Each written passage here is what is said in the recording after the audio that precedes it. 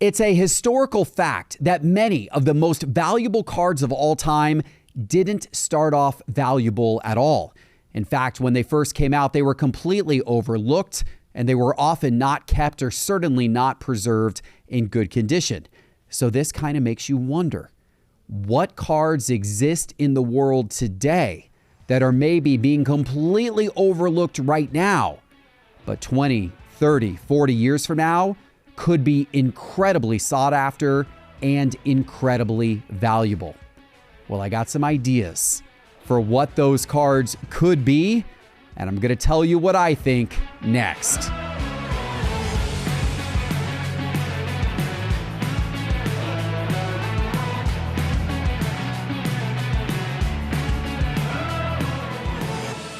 The Geoff Wilson Show is brought to you by Arena Club, the official home of slab packs. Now available every day, slab packs offer an exciting way to collect graded cards with confidence. Plus, every pack comes with an instant offer to buy your slab. Don't miss out. Explore the latest slab packs and more by downloading the Arena Club app. Just search Arena Club in your app store and use promo code SCI20 for 20% off your first purchase. So I'm sure you know the story of the 1952 Topps Mickey Mantle card. It is incredible to think that when 1952 Topps first came out, that Topps had so little success in getting retailers to take those cards, and there was so little market demand for them, that Topps literally dumped hundreds and hundreds of unsold cases of 1952 Topps into the ocean, because they couldn't get rid of them any other way. That is amazing to think about, but that is part of the reason why those cards became so scarce. And now it's part of the lore of that 1952 Topps set and part of what makes them so valuable. And of course, the cards that people did hold on to from 1952 Topps, most were not preserved. We all know that many ended up in bike spokes or being thrown against walls, or certainly not kept in any type of condition that would save them. And that's why it's so rare to find 1952 Topps in very high grade. And that's why a PSA 10 of the 1952 Topps Mickey Mantle card, of which there are only 3, if one hit market today, would probably be worth $50 million or more. And even the PSA 9s are commanding millions and millions and millions of dollars of that 1952 Topps Mickey Mantle. But this story is not exclusive to 1952 Topps cards. In fact, many, many of the most valuable cards throughout history started not valuable at all. That was the case with 1986 Fleer and the Michael Jordan rookie card and all of those great rookie cards from 1986 Fleer. When that set first came out, it was printed heavily and it was distributed widely to sports card sellers throughout the whole country, but most couldn't sell it. People complained that these boxes were not moving. They sat on shelves, and many sent them back to Fleer asking for refunds because they couldn't sell them at all. Today, of course, high-grade 1986 Fleer, and especially the Michael Jordan card, is worth an absolute ton of money. 1984 Star Basketball. This one's really interesting because this one actually didn't catch on in popularity until the last couple of years. So if I was doing this video 3 or 4 years ago trying to predict what sets were being completely overlooked at that point in time, but could become extremely valuable in the years to come, the correct answer a few years ago would have been 1984 Star Basketball. Because a few years ago, those cards were completely overlooked, but today they are worth an absolute ton of money, in part because PSA started grading those cards in 2022. When PSA started grading them again, I should say, they took many, many years off of grading those cards because of concerns around counterfeits and fakes and duplicate versions of the cards being reprinted years later. Once PSA was kind of comfortable that they could detect all of that, then they started grading them again, and that ushered in a lot more attention to Star Basketball. And a lot of people now saying that 1984 Star Michael Jordan card's his true rookie card.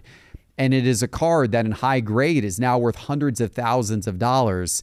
And it's a card that was completely overlooked 5 years ago. And of course, throughout history, we've seen this happen a bunch of times. The T206 Hannes Wagner card, not valuable for many, many years. Of course, now considered to be one of the most, if not the most iconic sports cards of all time. Even precious metal gems. The 1997 Metal Universe Precious Metal Gems cards that are considered the pinnacle of 1990s parallels. They're the cards that all of the 90s basketball card collectors now seek after. They're considered the crown jewel. When they came out in 1997, many thought they were an over-designed gimmick. They were not that valuable or sought after when they came out. And today, those precious metal gems greens from 1997 are selling in the hundreds of thousands of dollars. Unbelievable. And of course, the same could be said for first edition Pokemon cards from 1999, or the first series of Garbage Pail Kids cards from 1995, or the original Magic the Gathering cards from 1993, or Star Wars action figures from 1997, or sealed Nintendo games from the 1980s, or even sports tickets and stubs from sporting events from many decades ago, when very few people ever thought about holding on to their tickets or stubs. And now, especially for the big sporting events of yesteryear, those are extremely sought after, valuable collectors. All of these things became valuable later because of a low surviving population, either because they were completely ignored, used, and destroyed when they first came out, or because they were short printed and there just weren't very many that came out to begin with. And over time, the cultural significance of all of the items I just talked about have increased. And also, not a lot of those items have survived in any type of condition, high condition. And now there's a lot more market attention on all of those items. There was no market attention on those items when they first came out. For those reasons, all of those examples that I just gave have gone from being worth almost nothing when they first came out in the market to now today being extremely, extremely, extremely valuable. So, what cards today are we overlooking? Because history is bound to repeat itself. And there is bound to be some cards today that people are not paying a lot of attention to, that don't have much demand, and that maybe there's not much supply of. That 20, 30, 50 years from now, we're all going to be looking at each other going, I can't believe I missed that. Or I can't believe I didn't buy more of that. Because those were hidden gems that were readily available for low prices today, but maybe very expensive down the road. There are some cards out there today that are going to fit that qualification. Nobody knows what they are, myself included. All we can do is guess. So let's guess. I've got some guesses for you to go over.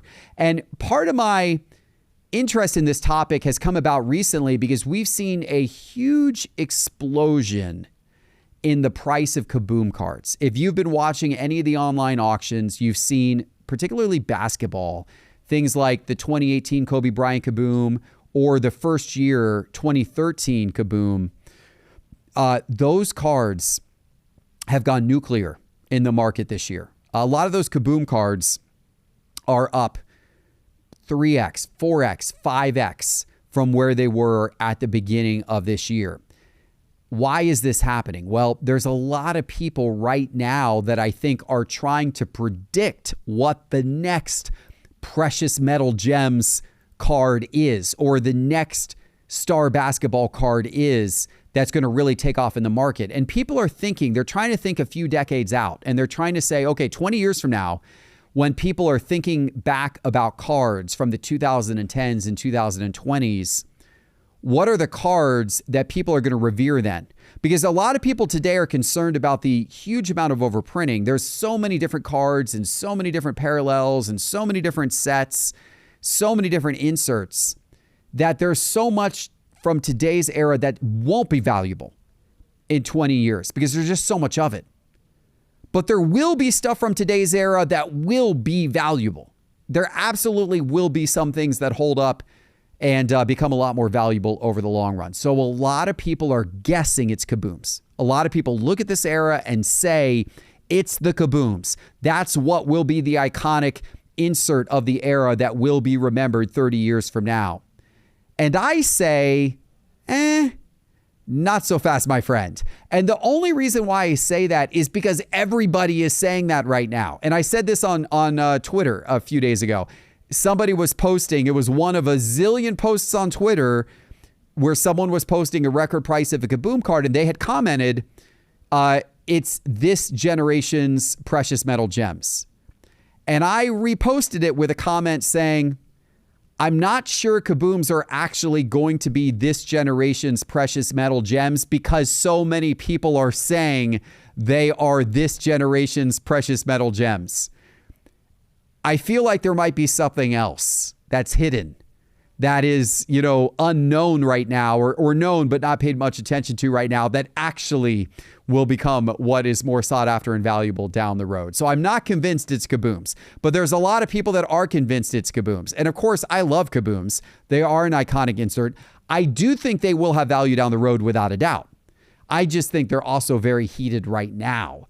So I don't know. Are they going to be super much more valuable down the road? They could be. Or maybe not, because there's so much hype placed upon them right now. Now, there are a lot of reasons to like them. They've got a very distinctive aesthetic. They've got a cool design. They're available cross sport. They're relatively scarce, especially the early years of Kaboom. Very much scarce. And when they first came out, people weren't paying a lot of attention to them. Kabooms came out in 2013. In 2013 innovation, people didn't care much about them in the early days. In fact, Kabooms, you could have scooped up Kabooms even 5 or 6 years ago for relatively low amounts of money. There were not a lot of people chasing Kabooms. They become very popular in recent years, but they were overlooked. So for all of those reasons, yes, maybe Kabooms are going to continue to accelerate over time, but they're so hyped right now, it gives me a little bit of pause.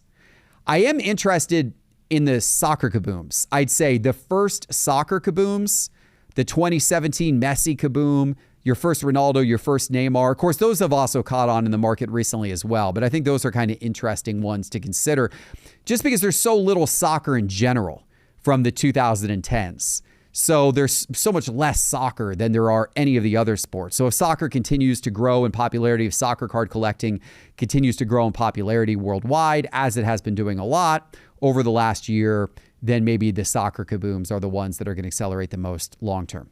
But if you're looking for those rare inserts from the early 2010s, I might suggest you look at stained glass. Stained glass came out in 2012, a year before Kabooms. 2012 innovation had the first stained glass cards, and then 2013 innovation had stained glass cards again. So they came out of the same set as Kabooms. They actually came out a year before Kabooms. They're very rare, just like Kabooms were. And yet they're very overlooked, in my opinion. What's also cool about stained glass from that era, from 2012, 2013, is they were actually see-through acetate cards. They actually look like stained glass.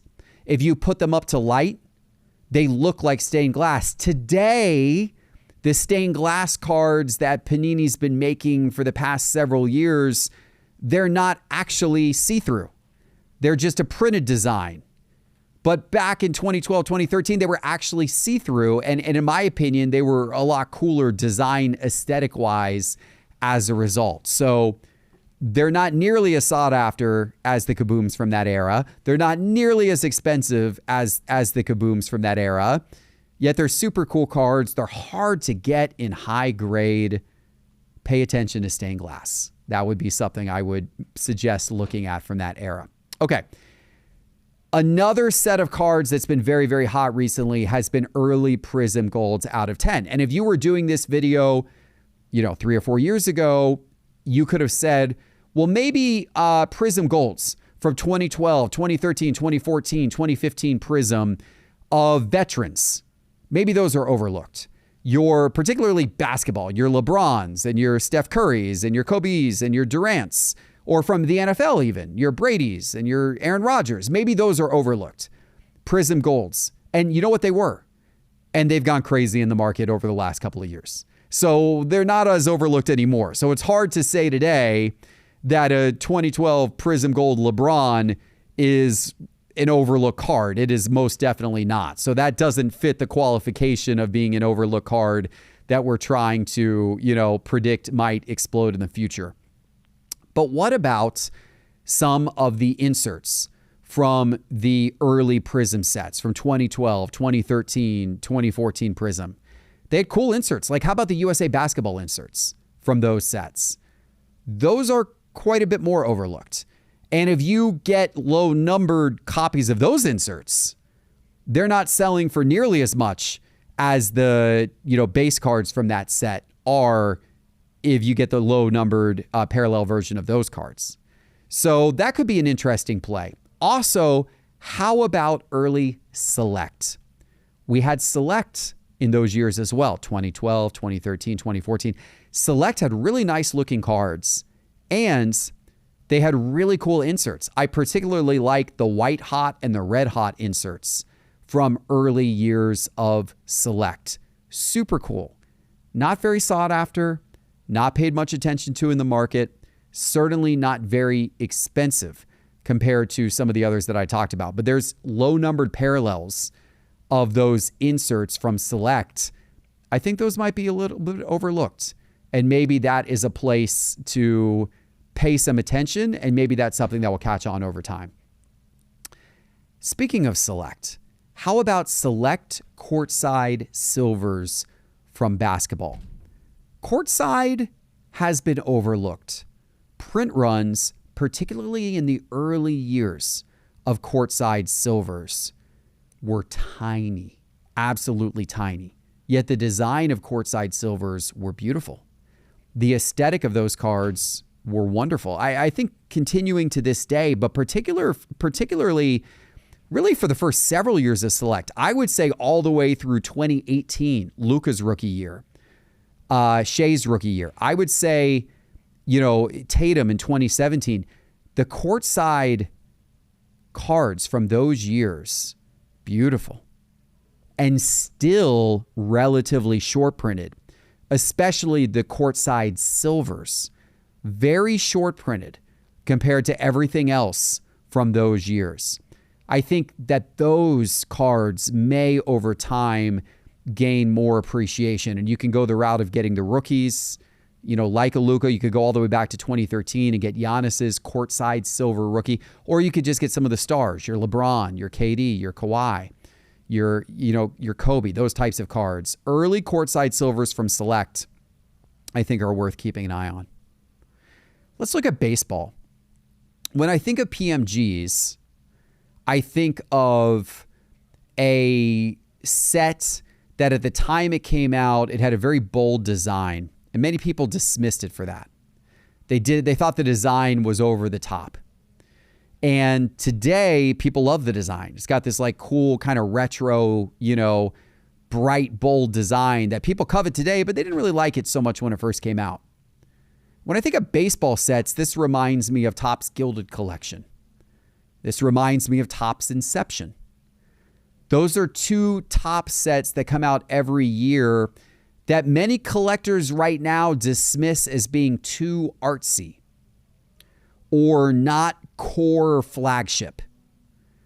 A lot of people just kind of see them as fringe sets. Topps Gilded, it's, a adaptation. It's kind of fringe. Or Topps Inception. It's crazy artwork on those. All kinds, super colorful and, watercolors and just, a lot going on those cards. But will people appreciate that aesthetic a lot more in 10 or 20 or 30 years? Maybe.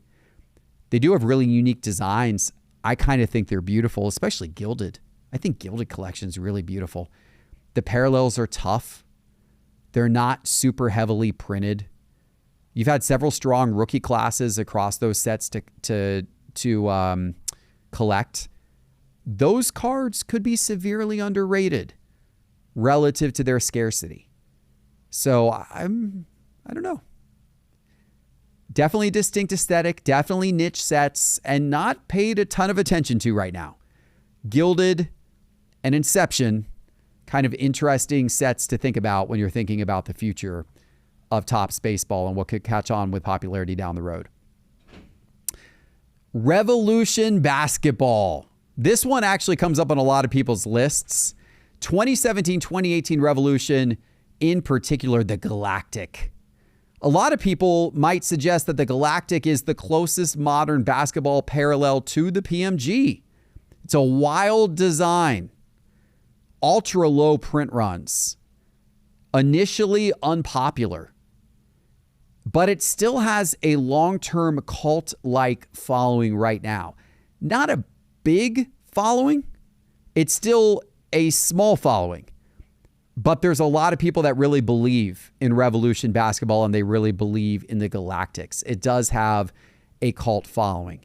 It would not be a bad idea to pick up LeBron and Curry and Giannis and Tatum, who, by the way, 2017 Revolution Galactic, Tatum rookie from 2017.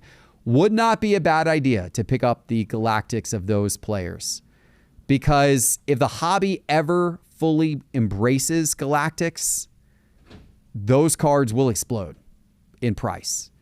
And I do think you could make the argument that Galactics are the closest PMG equivalent that we might have in this ultra modern era. So that's an interesting one to keep an eye on. How about Panini White Sparkle cards, particularly the Prism White Sparkles? Now they have white sparkles of different sets. These debuted back in December 2015 with football, and then other sports started to come out as well. These were reward packs. You could only get these from Panini's website, and you could trade in your Panini reward points to get these white sparkle packs. Now, today, they're a lot more common. You can purchase sparkle packs today. But if you go back to when these first debuted in the end of 2015, they were not common at all. In fact, the early sets of white sparkle, the print runs were rumored to be 20 per card. They weren't numbered, but they were rumored to be 20 per card of the early white sparkle cards. And the autographs, there were white sparkle autographs. They were rumored to be one-of-ones. These were widely ignored when the white sparkles first came out. They were not given a lot of credence. First of all, some people say they were like an off-brand Prism. Like, why do we have these white sparkle Prism cards? They were hard to grade as well.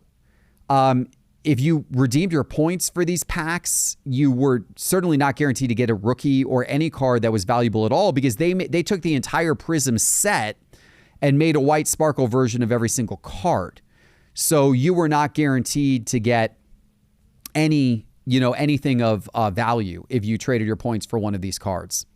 But they're scarce, especially from the early years. They hold true aesthetic appeal. I think the sparkles look really, really nice.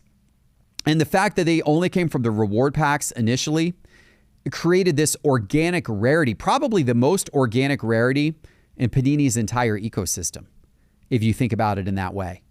So over time, will collectors begin to appreciate the early white sparkle cards more? Possibly so. Be interesting to watch that one over time. How about early Panini Prism Color Blasts? People love the Color Blast today. Color Blasts are well known today. You might say, well, that's a common insert. That's well known. Well, when they first came out in 2019, 2020, they were not nearly as sought after or hyped as they are today. Part of the reason why is they were way rarer than a case hit. They just weren't seen very often. When Panini first put out Color Blasts, I believe they were either 1 in every 5 or 1 in every 10 cases. So you got your case hits, and then you got your Color Blasts, which are way more rare than case hits. So the print runs on the early color blasts, especially from 2019, 2020, not common at all. People didn't fully appreciate that. You've got NBA color blasts, you've got NFL color blasts, you even have soccer color blasts from 2019, 2020. Mbappe and Haaland have color blasts from that era. Maybe over time, the first color blasts become more appreciated when people realize how rare they actually are, how short printed they actually were. And much like how the early kabooms have now gone crazy, maybe people will appreciate the early color blasts as well. Other places to look for cards that are being overlooked right now that could become very, very popular and valuable over time. How about international rookie cards? People don't pay a lot of attention to these still to this day. Recently, Ohtani's international rookie cards have gained a lot of traction in the market. I was first exposed to Ohtani's Japanese cards. By the way, he's got several years of Japanese cards, and he's got rookie cards from Japan going back to, I think, 2013, I believe, was his Japanese rookie card year. And when I was over there in Tokyo a few years ago, about 3 years ago, that was when I first saw Ohtani's Japanese League rookie cards, being available. They were featured at a lot of the card shops in Tokyo. BBM was one of the big set manufacturers where you can get Ohtani's early rookie cards. Now, more U.S. collectors have gotten cued into those, and those have gone up a lot recently, but they were definitely overlooked a few years ago. But what about Luka? Luka's got Panini stickers from prior to him having any NBA cards.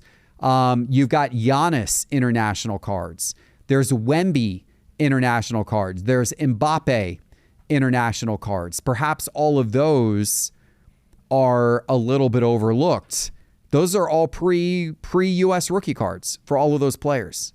So maybe some of those pre-US rookie cards of those great players, like for example, maybe some of Wemby's Metro 92 rookies, those might not be bad ones to consider buying right now, especially with how well Wemby has been playing this year.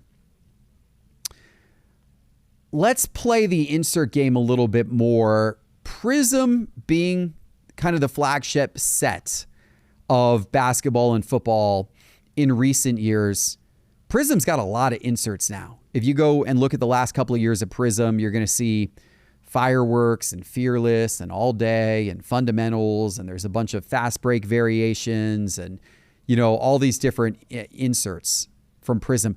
Maybe some of those inserts catch on and kind of break out over time. I don't know which one, but maybe some of them will gain more following over time. There's somebody on Twitter who, posted me sometimes who's convinced the Prismania insert is the one. The Prismania is a short print insert from Prism Basketball. It's considered a case hit insert. I don't love the design of it, I'm going to be honest, but there's some people that think it's just an absolutely amazing design, including this person who tweets at me, with the Prismania inserts. So if that's what you're into, then the Prismania, who knows, maybe that becomes something over time. There's certainly a lot of people betting right now that the manga inserts are going to be, big time. Those are already going for super high prices, and those are tough, tough inserts to find as well. So maybe there's some of those Prism inserts that over time are really going to take off. I think a really good place to look for overlooked cards is early years of soccer. So 2014 Prism World Cup was the first year of full production of soccer cards in the U.S. in quite some time. Many people kind of consider that to be like maybe the most important soccer set of all time in the U.S. And those cards, the 2014 Prism World Cup cards, have already gained a lot in price and popularity, especially over the last year or two. There are inserts and parallels from there that could be a possibility. But then Select also started coming out with soccer cards shortly after that. And a lot of the early Select cards are still completely ignored today. I think the select tie-dye parallels are super cool. Number to 25, really cool design. I've always been a fan of the select tie-dye design. But people don't, they're just still not that valuable. You can pick up select tie-dye parallels from early years of select soccer. A lot of them are still very inexpensive when you can find them. Even select golds from like 2016 select, not that expensive for a lot of players. If soccer continues its global rise in terms of collecting, soccer collecting, then I think a lot of those early Prism and select soccer cards, inserts, and parallels are going to go on to become extremely, extremely valuable. Okay, two more to share with you. Two more ideas. One is Topps Dynasty Baseball. This is something that we have talked about on the channel before. Teapot actually a couple of years ago very much started voicing the fact that he thinks Topps Dynasty Baseball patch autos, especially rookie patch autos, are going to go on to become a lot more valuable over time. And the reason why he thinks that is because Topps is soon going to be coming out with Topps Dynasty Basketball and Football. And if you think about basketball and football collecting, the pinnacle of those cards are the rookie patch autos from National Treasures and Flawless. Those are always considered to be like the card for a player, are the rookie patch autos from Flawless and from National Treasures. So when Topps takes over football and basketball, it would reason that the rookie patch autos from Topps Dynasty may be what everybody starts to really, seek after as kind of the highest end rookie patch auto for football and for basketball. And if that's the case, then maybe it shines more attention on the Dynasty cards in baseball. Now, Dynasty has gone up in general over the last couple of years. I think people have heard Teapot say this, and people have been buying some of those up, and you have seen prices start to increase. But there's probably still room for Dynasty to go up a lot more over time. Does collector preference in baseball change to more go in the direction of rookie patch autos like it does strongly in football and basketball? Because traditionally that's not been the case in baseball. Baseball has been all about the first Bowman and the Topps Chrome rookie card parallels. That's what baseball's been about. Not as much the patch autos from products like Dynasty, but does that change over time with football and basketball being produced by Topps? We'll see. If it does, owning a lot of Topps Dynasty baseball, probably a very smart move. All right, final idea. We've talked about precious metal gems and how crazy valuable they've become in basketball. So why not simply look to precious metal gems and the rare 90s inserts in football and baseball? Because they're still a fraction of the price of basketball. And as crazy and as much attention as PMGs have gotten in basketball, when you go look at what some of the football ones are selling for, you're like, wow, that seems real cheap compared to what the basketball counterparts are going for. Now, there have been some record sales recently of like Barry Sanders and Ken Griffey Jr. with some of these rare 90s inserts. But if you look one level below them, you find some incredible deals. I recently picked up a Troy Aikman that was so cheap. If the Troy Aikman card was a basketball card, it probably would have been worth 10 times as much. Teapot picked up a Terrell Owens red precious metal gems, I think a year ago, 6 months ago or a year ago. So cheap. If that Terrell Owens was a football card, was a basketball card, it would easily be worth 10 times as much. But because it's a football card, it's nowhere near. And they have, as I said, football and baseball have started the 90s inserts, the precious metal gems and others, rare 90s inserts. They have gained in popularity recently. Prices have started to go up. But given the rarity and given the collector excitement around basketball from that era, there could still be a long way for the rare 90s baseball and football inserts to continue to climb. So those are some of my ideas as to what might be overlooked today and what is pretty rare and what is pretty scarce that maybe 20 or 30 years from now, we're all going to be kicking ourselves that we didn't take every dollar to our name and put it into one of the things on this list, because maybe they'll 10x or 100x over the next couple of decades. What do you think? From my list today, what stands out to you the most? And do you have your own idea of some card that's overlooked today that could go on to become a lot more valuable over time that I didn't mention? Let me know in the YouTube comments. And don't forget, you can listen to the full-length Geoff Wilson Show episodes on YouTube, on the Geoff Wilson Show channel on YouTube, and also on Spotify and on Apple Podcasts. So please make sure you are subscribed to the Geoff Wilson Show everywhere so you can listen to all these episodes. Thanks for watching, and I'll see you soon with my next one. Take care.